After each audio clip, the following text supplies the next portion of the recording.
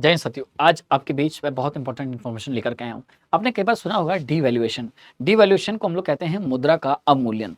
ये क्या होता है और ये क्यों होता है और ये कब होता है, कौन कैसे करता है, चलिए बात करते हैं 1 मिनट में। बहुत इंपॉर्टेंट है, ध्यान रखिए दोस्तों।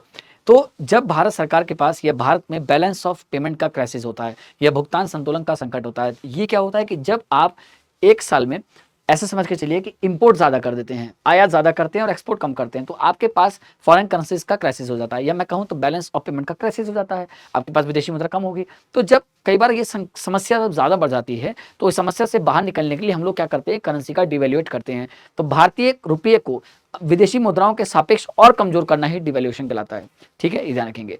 ऐसे समझ के चलिए $1 इजिकल टू आज 80 रुपए है मान लीजिए, तो हम लोग और कम कर देंगे, तो $1 इजिकल टू 90 रुपए कर देंगे। इससे हम लोग को एक्सपोर्ट को फायदा मिलता है। हालांकि इंपोर्ट तो महंगा होता है, एक्सपोर्ट को फायदा मिलता है। तो एक्सपोर्ट जितना होगा उससे हमारे पास फॉरेक्स रिजर्व हमारा मजबूत होता चला जाएगा। तो जो बैलेंस ऑफ पेमेंट का क्राइसिस है उससे हम लोग बाहर आ सकते हैं। हाँ, भारत में कितनी बार हुआ है, तो 1949, 1966 एंड 1991। इसी तरह की जानकारी के लिए मेरे साथ जुड़े रहेंगे। Thank you so much. जय हिंद, जय भारत।